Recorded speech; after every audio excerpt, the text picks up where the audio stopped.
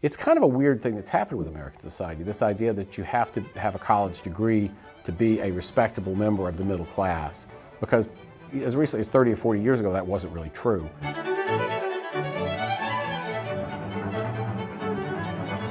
Hi, I'm Alexis Garcia with Reason TV, and you know him as Instapundit. He's the author of the new book, The New School, How the Information Age Will Save American Education from Itself. Here with me now is Glenn Reynolds. So Glenn, should we be sending our kids to colleges right now? I mean, maybe, but it shouldn't be the thought-free default option. If you send kids to college, there should be an actual reason for it. And the fact that everybody else is doing it isn't a good enough reason. You write a lot from the student's perspective, but I'm wondering, is there any functions that a university does serve, like scholarship, like your scholarship, that could, potentially change kind of the framework there? You could possibly say that it is worth it to go. Oh, well, from the standpoint of the university, there are loads of reasons to exist, not least of which is if you've seen that scene from Blazing Saddles where Governor Lepidamine has all his cronies around the table and he says, "Gentlemen, we've got to protect our phony baloney jobs." I didn't get a harumph out of that guy. But from the student standpoint, given how expensive it is to go to college, there has to be a return sufficient to make it worth the time and especially the money. When you could work your way through college by waiting tables, going to college just to sort of find yourself maybe made sense. Now that even most state schools in-state work out to about a six-figure proposition by the time you get your degree, if you get your degree, you really have to think about return on investment. And I think people have just started to do that more seriously, and that's actually beginning to have impact on colleges already. You've been preaching for years now that, taking on this debt isn't worth it. Do you think that students are finally starting to listen? Oh yeah, it's really changed. I mean, the psychology of student loan debt, even just over the last 5 years, has changed dramatically. And the reason is people have heard enough horror stories that it started to sink in. And they used to do this research back in the 80s when they were trying to figure out what would get people to practice safe sex. What they found was as soon as somebody knew somebody who had AIDS, and it didn't have to be somebody they knew well, it could be, the friend of a brother or something like that, their behavior changed almost overnight. And I think the same kind of thing is happening with student loan debt, that when it was just sort of a vague, abstract concern, people didn't care. But now a lot of people who are entering into college now have relatives or, older siblings of friends or somebody they know who's basically living in their parents' basement, not able to get a decent job, but with $150,000 in student loan debt. So it's really changed the way they think about it.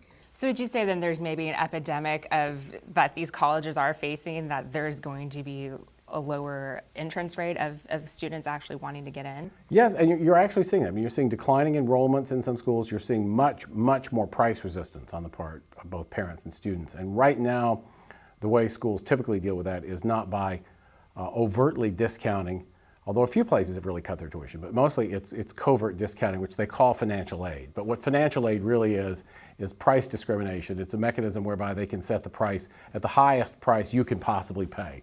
And they've begun to sort of offer more incentives to come to schools as a way of dealing with people's resistance to paying full boat or even close to it.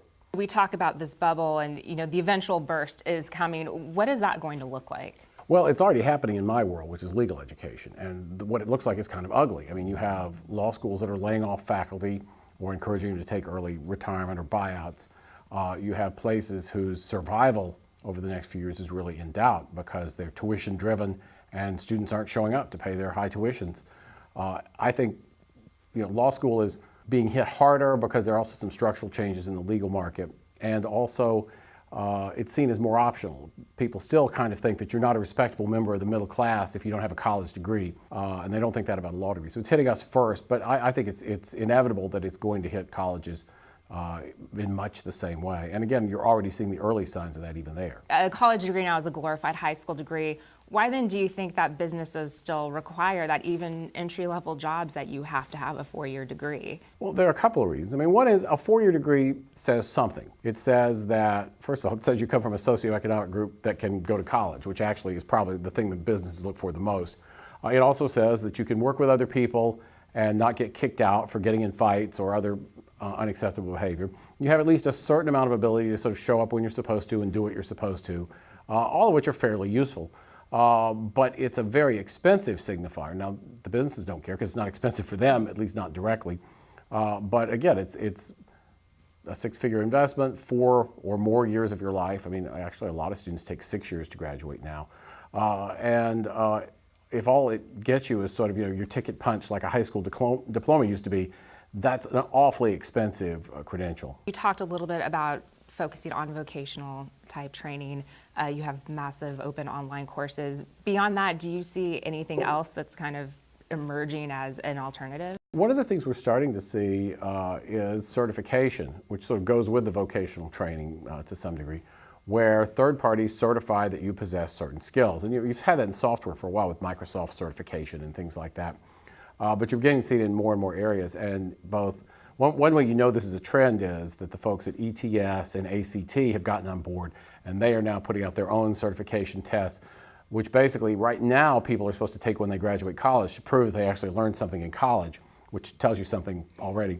And there's another test called the CLA Plus, which comes from another group that is much more explicitly focused on workplace skills as well. So I think, the logical trend for those is for people to say, wait a minute, if we can take the test, why do the college beforehand? If the test says we're competent and we can rely on the test, why not learn what we need to learn, however way works best for us and is cheapest, and then take the test and move on. I mean, we've seen the explosion of online learning and these certification courses, but do you think that the business community, are they warming up to it at all? Or are they still a little bit wary of that? It depends on the sector. In the manufacturing industry, they're actually really pushing these certificates because they find that people come out of the educational machinery not knowing how to do the stuff they need anyway. In other areas, I think we'll see, and of course there'll be some areas like high-end publishing and stuff like that where they're going to want you to have a Yale degree just because. But those are a relatively small part of the marketplace. And it's kind of a weird thing that's happened with American society, this idea that you have to have a college degree to be a respectable member of the middle class. Because as recently as 30 or 40 years ago, that wasn't really true. And it's not that college has gotten so much better over the last 30 or 40 years. The research shows people learn less in college than they used to. So it's sort of odd that it's become a status symbol. But status symbols are fundamentally kind of un-American in that regard. And the idea that you should have to put in 4+ years doing something you don't really want to do just to be taken seriously as a member of society seems kind of odd. Do you think that without the recession that we would be talking about this, or that there would be as much focus on this higher education bubble that there is now? Yeah, I mean, I think it would have taken longer. They have a saying in the business community that when the tide goes out, you can see who's not wearing pants, and that's what happens with recessions. And that's happened with higher education. If the economy were booming, the same trends would be underway, because the underlying trend is that the tuition costs have increased at more than double the rate of income. And as long as that happens, you've got a gap that can't be filled forever. If the economy were booming, it wouldn't be as obvious as fast. But you can't, something that can't go on forever won't, as I say in the book. And what can't go on forever is tuition costs growing faster than family incomes. And that's been going on now for 20, 30 years. Yeah, and it's interesting because families, as we talked about, the status symbol, still see it as worth leveraging, major debt to send their kids to school. And you just had a daughter go off to college. Did you put any stipulations on her funding? Was there a particular major that she had to do? No, but she's going somewhere cheap, and I think she's in an honors program at a inexpensive state school, and it's a good program. But we certainly looked at return on investment, and so did she. I mean, she and the kids her age are much more conscious of student loan debt, I think, than people were even 5 years ago. You can really see it, and. She went to this gifted program that Duke runs as a summer camp, and all of them are very focused on return on investment for college because they realize that it's a big deal. What about kids that want just maybe the college experience? Do you see like other cottage industries, for budding entrepreneurs out there that want to create just a hangout for people? Right, the college, I mean, one thing I suggest in the book is that if people want to go to college online, but they still want the college experience, of dorm living and late night pizzas and partying and stuff. I don't know why anybody would want that, by the way. Well, but somebody should just set up a campus, outsource all the teaching, have all the courses online from other places, hire some unemployed PhDs, of whom there were plenty, to act as on-site tutors, and provide just that part, just the dorms and the pizza and stuff like that. And there is a business model, it's not quite the same as that, but High Point University in North Carolina is all about the amenities. And Andy Rosen wrote a book about education a few years ago where he put it up as a cautionary tale of how colleges have become driven by amenities. They have single dorm rooms with double beds and kitchens and granite countertops and their own bathroom and everything. They have ice cream trucks that roam around campus giving out free ice cream. And he said the problem was when he wrote this as a cautionary tale, everybody who read the book said, I want to go there. So why not just take it to the next level? The state of college right now, you could trace a lot back, the problems back through K through 12 education and just what a dismal state that's in. Do you think that the solution for that is just as simple as allowing more choice? Oh, absolutely. And it's actually odd how our current system of public education has introduced so many rigidities into people's lives, because where people live, how long their commute is, all kinds of things, how much their house is worth, all driven by basically public school districts. And you may choose an area for the good schools for your kids, then the school board waves its magic wand and you're redistricted, and now your kids are in bad schools, but you're still stuck with a long commute. And by the way, your property values have dropped $20,000 because of the wave of that magic wand. So it's not optimal. And there's no particular reason why somebody should have to commute an hour each way just so their kid can have a decent school. That's just how it's been set up for so long. There are so many alternatives now that weren't around a few years ago. And it's not only stuff, 20, 30 years ago, most communities had a public school system, then there's a private school that was probably religious, usually Catholic, and then maybe there was a Tony or pseudo-Tony private prep school, and those were your choices. Now there's online school, there's homeschooling, there are charter schools, there's just a wide variety of other options, and it's not only that the public schools are getting worse and pushing people out, but it's also that these alternatives that have sprung up are really pulling people in as well because it's just better. Talking about school choice, do you see that option becoming more politically viable? I think sometimes people think it's a right-wing Republican thing, but then you have people like Sonia Sotomayor, who was a product of that. Do you see a way forward for that? Well, school choice is super popular in the inner city, and that makes sense when you look at the schools in the inner city. And I think, there are a few Republicans who are beginning to see it as a wedge issue in the inner city, and maybe it is. But the bottom line is school choice is something everybody wants, really. And there are, as I say, many more things to choose from. I think a lot of big city schools are basically imploding right now because parents are abandoning them. They're literally closing schools and laying off teachers because they've lost so many people. And that's really extraordinary when you think about it, because from the standpoint of an individual parent at least, public school is basically free. And people are willing to surrender a free good and spend their own money, and if they're homeschooling, also a lot of their own time educating their kids somewhere else, just because the free product is so lousy. And I think that the options that people have now make it much easier to do that. And the thing that will save the public schools, if they're smart enough, which remains open to question, is charter schools and other things that let people try new stuff, but still under the umbrella of the public school system instead of exiting completely. When I was reading this book and talking about technology saving education, it sounds great, but then you see stories like here in California where they spent $1 billion on iPads. It seems like the schools can't use the technology to save themselves, even if they tried. In the book, I explicitly disclaim that I'm recommending what I call dumb solutions, like give every kid an iPad. There's nothing magic about the technology. A kid in a lousy school with an iPad is just a kid in a lousy school who now has an iPad. What the technology lets you do, though, is it lets you try other approaches. So, for example, the Khan Academy is famous for its flipped classroom model, where in the traditional classroom, the teacher stands up front and lectures.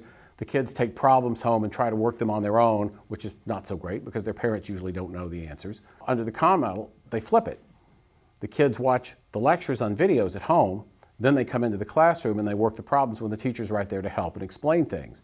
Well, it's really not the technology that's doing the work there. It's just making that possible. We see people becoming empowered under this movement. And in 2006, you wrote your book, An Army of Davids, and you were very optimistic about how future and technology would really empower people to make changes. Are you still feeling optimistic about that? Yeah, pretty much. I have to say, it's hard to believe it's been that long since I wrote that book, but most of that has been borne out, and you certainly see it in the education area where there is just a whole lot of ferment. There's more change and excitement going on in both K-12 and higher education now than there has been for 100 years. And a lot of stuff that people try is not going to work, but what's left will be something that's new and better. Yeah, and you started Instapundent, right after 9/11. You're the blog father, as you like to call you. And do you still think the blogosphere is kind of this force for cultural change, or do you think that it's too becoming co-opted and kind of losing its edge a bit? Well, it depends. I mean, it's blogging. I remember when blogging was new and exciting, and now it's old school. It's so old school that, like in the condo we were renting while we were here in LA, there's a copy of German Glamour, and it has a German article on lifestyle bloggers, and some of them are called traditional lifestyle bloggers. And I was laughing because I was thinking, well, if the Germans think it's traditional, it must be old. But they're still there. I mean, the truth is there are more people reading blogs now and writing them than there were when people thought they were exciting and new 10, 12 years ago. And of course, there's lots of other stuff. I mean, blogs were just one of the earliest forms of social media, but you have Twitter, you have Facebook, you have everything that's growing up, and there'll be new stuff next year that we're not even talking about now. The important thing is that it's people talking directly to other people without gatekeepers, and I think that's a good trend, and I don't see it going away, though I think a lot of powers that be wish it would. Recently, over the last few years or so, you've become a little bit more outspoken politically, and we're heading into these midterms. We've got, everyone's already talking about 2016. Do you really think it matters who's in power, or do we kind of see now that everything's kind of the same and it's kind of just this kabuki theater going on? I think it matters who's in power. I think that it's true that depending on which party's in power, you get different flavors of lousiness. But I have flavors I like better than others and flavors I don't like as much. So I think it does matter. I think that longer term, the question is going to be really how long the two parties are going to be able to run the kabuki theater and do their best to avoid what people really want. Because the truth is the public has a set of priorities which, and all you have to do even is look at the polls from Gallup or Pew to see that the public's priorities and what Washington considers priorities are very different. And well, I like to say something that can't go on forever won't. I don't think that can go on forever either. So I think there'll be some kind of a realignment that's going to bring those things closer together. And speaking of realignment, because we see more people declaring as independents, what do you make about that? Neither of the parties has really covered themselves with glory. And neither one is even in a position to run very effectively on the, well, we may not be great, but we're better than the other guys theory anymore, because that's sort of been run into the ground as well. It's hard for me to know when people call themselves independents. Sometimes that just means I don't want to take responsibility for my views, or I'm afraid you'll think less of me if I tell you what I really think. But I do think that, the traditional parties used to be a coalition of interests that really sort of got something out of being in a coalition together. And now I'm not convinced that their breakup value isn't more than their value as going concerns. So many people look to you as a hero. You're a huge figure on the internet. But who is your hero? Who is Glenn Reynolds' hero? Is there an entrepreneur or an innovator or someone in the legal field that you really look up to? Oh, wow, that's interesting. My favorite writer in the entire world, as I've said on my blog, is Arthur Allen Leff, who was a law professor at Yale who died right before I got there. But he was very big on puncturing people's balloons, and my favorite thing that he wrote was a piece in the Stanford Law Review called Memorandum from the Devil. And it was because Roberto Unger, who was a professor at Harvard, had written a rather pretentious book called Knowledge and Politics. And the last line in the book is, "Speak, God." And so Leff responded in the form of a memorandum from the devil, saying that when non-ironic divine address comes from Langdale Hall, even such as I must take notice. And it was just a brutal takedown of the moral pretentiousness of academia. So I guess that's my big hero. And I encourage people to look at Memorandum from the Devil by Arthur Allen Leff. It's short and some of the best writing you'll read anywhere. Well, Glenn, thank you so much for joining us today. Thank you. And for Reason TV, I'm Alexis Garcia.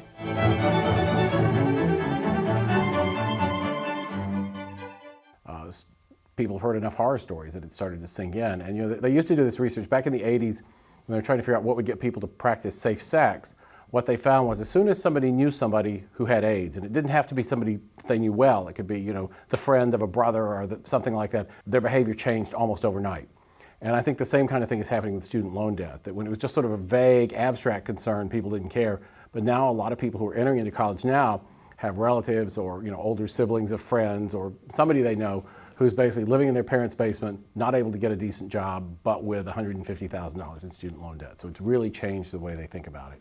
So would you say then there's maybe an epidemic of that? It's kind of a weird thing that's happened with American society, this idea that you have to have a college degree to be a respectable member of the middle class. Because as recently as 30 or 40 years ago, that wasn't really true.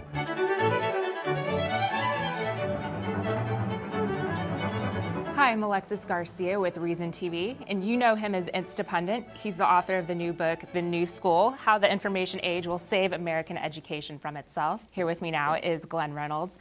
So Glenn, should we be sending our kids to colleges right now? I mean, maybe, but it shouldn't be the thought-free default option. If you send kids to college, there should be an actual reason for it. And the fact that everybody else is doing it isn't a good enough reason. You write a lot from the student's perspective, but I'm wondering, is there any functions that a university does serve, like scholarship, like your scholarship, that could, potentially change kind of the framework there? You could possibly say that it is worth it to go. Oh, well, from the standpoint of the university, there are loads of reasons to exist, not least of which is if you've seen that scene from Blazing Saddles where Governor Lepedemain has all his cronies around the table and he says, "Gentlemen, we've got to protect our phony baloney jobs." I didn't get a harumph out of that guy. But from the student standpoint, given how expensive it is to go to college, there has to be a return sufficient to make it worth the time. These colleges are facing that there's going to be a lower entrance rate of students actually wanting to get in? Yes, and you're actually seeing that. I mean, you're seeing declining enrollments in some schools. You're seeing much more price resistance on the part of both parents and students. And right now, the way schools typically deal with that is not by overtly discounting, although a few places have really cut their tuition, but mostly it's covert discounting, which they call financial aid. But what financial aid really is price discrimination. It's a mechanism whereby they can set the price at the highest price you can possibly pay. And they've begun to sort of offer more incentives to come to schools as a way of dealing with people's resistance to paying full boat or even close to it, and especially the money. When you could work your way through college by waiting tables, going to college just to sort of find yourself maybe made sense. Now that even most state schools in-state work out to about a six-figure proposition by the time you get your degree, if you get your degree, you really have to think about return on investment. And I think people have just started to do that more seriously, and that's actually beginning to have impact on colleges already. You've been preaching for years now that, taking on this debt isn't worth it. Do you think that students are finally starting to listen? Oh yeah, it's really changed. I mean, the psychology of student loan debt, even just over the last 5 years, has changed dramatically. And the reason is